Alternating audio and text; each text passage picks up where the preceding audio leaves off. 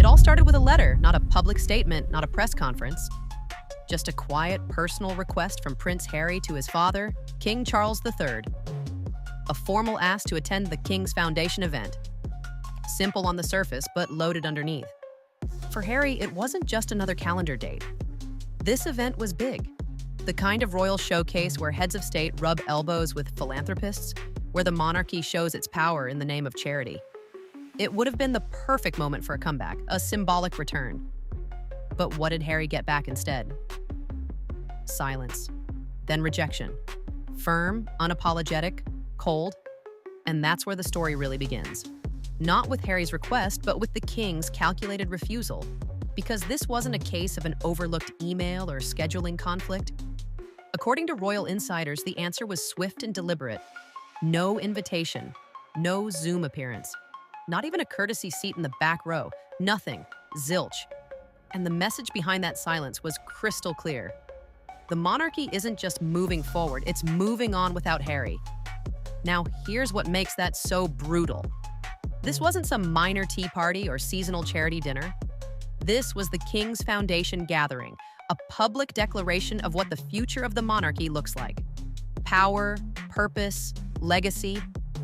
The guest list was stacked with senior royals, public figures, and cultural icons. Prince William, Princess Anne, Queen Camilla, even non-working royals like Zara Tindall got a seat. Heck, even David Beckham and Kate Winslet were there. But Harry? His name was missing, and everyone noticed. Behind the palace gates, people were buzzing. A senior aide reportedly said, "The king sees no reason to reward betrayal with visibility." And that line stuck. Because whether you agree or not, that's exactly how Harry is being seen inside those royal walls now. Not as a misunderstood son, not as a man trying to fix a broken bond, but as a traitor who crossed the line one too many times. Don't pull that rubbish at the holidays because people aren't buying it. It's so, the interviews, the Netflix deals, the memoir, the attacks on the family. One by one, the trust eroded. And this denial, it was the final nail. What really stings is how public this all became. The guest list was published online, and when Harry's name wasn't on it, it wasn't just an absence. It was a statement. You no longer belong here. That was the subtext. And for someone who grew up with royal blood in his veins, someone who once walked those very halls as a future leader, it was a harsh slap of reality. To say Harry had hoped this would be his way back in, a way to re-enter the royal stage, to prove he could still represent the values of service and duty, but the palace wasn't buying it. The king reportedly didn't even hesitate. No discussions, no back and forth. Just a straight-up rejection. Some insiders said they were relieved that after years of walking on eggshells around the topic of Harry, someone finally drew a line in the sand. And here's where things get messier. Because while Harry was trying to reconnect, Meghan Markle? Silent. Completely detached. According to those close to the couple, she didn't support the request, didn't co-sign it, didn't even show interest. Her focus apparently was on her own business ventures in California. Her absence was loud, strategic even. And for those watching closely, it seemed like she was already several steps ahead, distancing herself from a situation that looked increasingly like a lost cause. What was once a royal dispute now feels like something much deeper. Not a family feud, a full-blown exile. One that's no longer temporary or negotiable. Harry tried to turn the page, but the crown seems ready to close the book altogether. Inside Buckingham Palace, the reaction to the event went exactly how King Charles hoped. Quiet satisfaction, not a ripple of resistance. Aides didn't just agree with the move, they welcomed it. For years, they'd been tiptoeing around Harry's unpredictable orbit, trying to balance loyalty to the crown with sympathy for the king's son. But this time, there was no sympathy left. The consensus was simple. He can't promote duty and honor while keeping the door open for someone who's cashed in on family drama. Loyalty has its limits, and Harry had passed his. Even some of his former defenders in the media have started shifting their tone. Journalists who once praised him for speaking his truth are now pointing out the pattern, the interviews, the deals, the constant commentary. It hasn't stopped. There's always another headline, another confession, another moment where Harry's grievances are dragged back into the spotlight. and people are tired. Social media erupted after the rejection was confirmed. Hashtags like "No More Harry" and "Royal Reckoning" started trending. Tweets poured in, some harsh, some disappointed, but most echoing the same sentiment. He made his choice. Now he's living with it. One viral post nailed the mood. "You can't write a tell-all book trashing your family, then act shocked when you don't get a dinner invite." The public isn't as forgiving as it once was. Sympathy is worn thin, and even fans are starting to admit that the drama is exhausting. At a time when the monarchy is working overtime to project stability and purpose, Harry's presence is seen as a liability. Not just awkward, but dangerous. There's also the question of security. Insiders say that part of Harry's request involved discussions about safety arrangements for him and his family if he returned. But that conversation went nowhere. Palace officials reportedly shut it down early, arguing that his lack of official duties meant he wasn't entitled to the same protections. That refusal stung for Harry. Security has always been a sticking point. He's mentioned it in interviews more than once, how losing protection made him feel unsafe, how it symbolized his complete removal from the institution. But from the palace's point of view, it was never personal. It was protocol. Without a role, there's no reason for coverage. And no matter how loudly Harry protests, that rule isn't changing. Behind the scenes, more doors are quietly closing. Sources close to the palace say there are whispers, early conversations about reviewing Harry's remaining titles. Nothing official yet, but the momentum is building. The snub from the King's Foundation event may have been the start of something bigger, a full-on separation, not just emotionally, but constitutionally.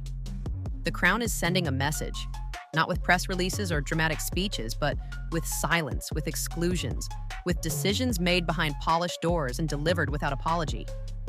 Meanwhile, in California, the silence from Meghan is only fueling speculation.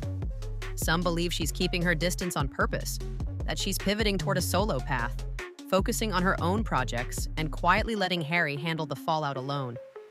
Others think she's already accepted what Harry hasn't, that the royal chapter is closed, that the door he keeps trying to reopen is already locked. Whatever the reason, her absence has become its own headline in a story where every glance and gesture gets analyzed. Meghan's disengagement stands out. And it's not just the press noticing.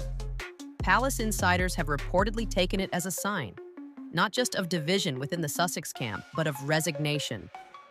Like Meghan has already moved on from a battle Harry still thinks he can win. Hollywood isn't proving to be the safety net Harry once imagined.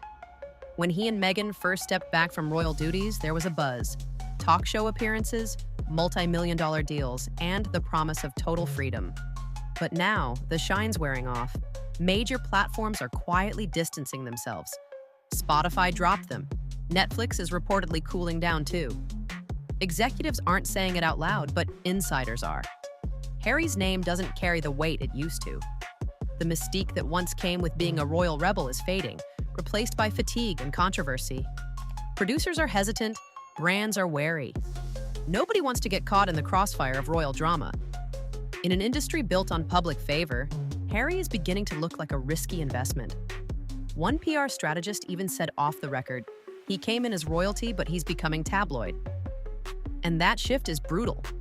Without his royal ties front and center, without the access, the titles, the events, what does he have left that sets him apart? This is where the danger really lies for Harry.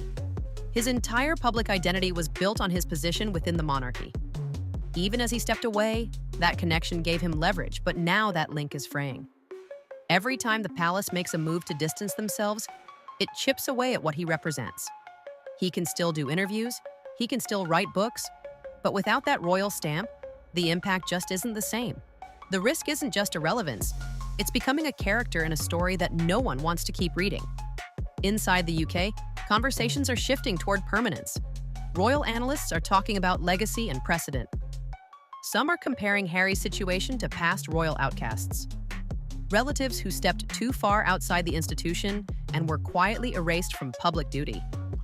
The difference this time? It's all happening under a global spotlight. Every step, every decision, every silent message is playing out in front of millions. And King Charles isn't flinching. If anything, he's drawing strength from the clarity. The monarchy, in his eyes, must come before everything else, even blood.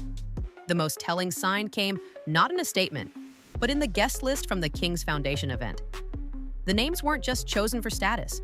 They were handpicked to symbolize values the crown wants to promote: unity, loyalty, stability. David Beckham, Kate Winslet, respected figures known for their public grace. Including them while excluding Harry wasn't just a social decision. It was a symbolic one. A way to say, this is who we stand with, and this is who we've left behind. For Harry, that kind of erasure hits hard. He wasn't just left off the stage, he was left out of the conversation. Not even a pre-recorded message. No digital presence. Just absence. And that absence was louder than any speech. It told the public that Harry no longer fits into the story the monarchy is telling. With Meghan focused on her own brand, the palace shutting its doors, and the American spotlight growing colder, Harry is now navigating a new chapter. One without a crown, one without a guaranteed audience. It's a path he chose, yes, but it's also one that's rapidly narrowing. And the clock is ticking. There's still time for reinvention, but it won't come from chasing royal relevance. If Harry wants to build something lasting, it has to come from somewhere else. Something new, something independent. Because if the monarchy's message is clear, it's this: the page has turned and Harry's name is no longer on it.